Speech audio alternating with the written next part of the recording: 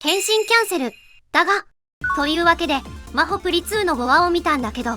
前述したように、今回は変身がキャンセルされたので戦闘が一切描かれませんでした。プリキュアとしては異例ですね。おもちゃ反則のいらないシーンや枠ならではでしょうか。一方、ストーリー進行や説明について尺を割いていた印象だね。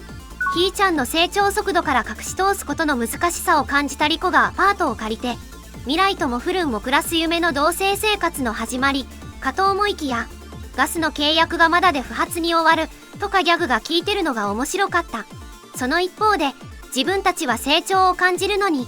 家族や身近な人たちがどんどん老いを感じ始め、未来たちは寂しさを覚える。子供が大人になっていく楽しさと大人が老人になっていく悲しみ、切ない移り変わりですね。アイルが闇の魔法により時間を操ろうとしてるという点にもこれは関わってくるんだろうと思う。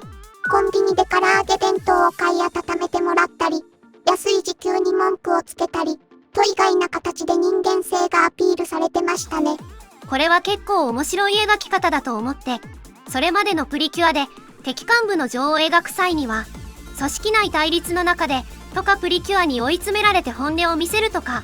そういう形が多かったんだけど、大きいお友達がたくさん見るであろう今作では、哀愁を漂わせる低賃金な生活で感情移入させる方向へ持ってきたんだなと。悪い人ではないと見せたいんでしょうかね。図書館で働く自分を突き止めた未来に対してもすぐ交戦はせず話し合いを試みてたし、仕掛けるべきタイミングを見計らってる。逆に言うと、予測不可能な状況では仕掛けられないとも言えるかな。目的遂行のために非常に慎重に立ち回ってるよね。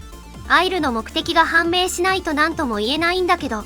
たとえ理解できる目的があったとしても、私たちの身近にいるかもしれない生活感のある庶民が恐ろしいことに手を染めてる。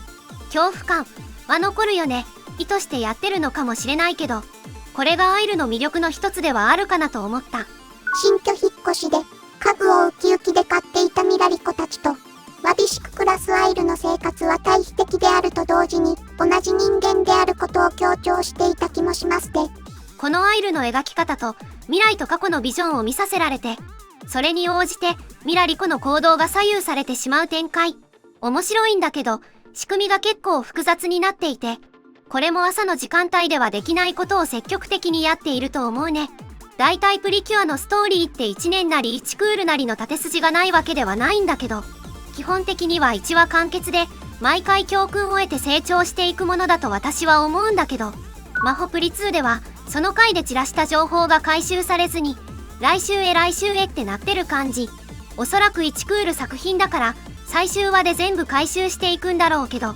これも朝の時間帯ではできない深夜型プリキュアならではの作りなんだろうなと思うよ。新規開拓したばかりの正当続編路線、やはり新鮮なことばっかりですね。今回は以上です。皆さんの感想やご意見をコメント欄に投稿してくださると嬉しいです。チャンネル登録、高評価もよろしくお願いします。それではまた次回のマホプリ2感想でお会いしましょう。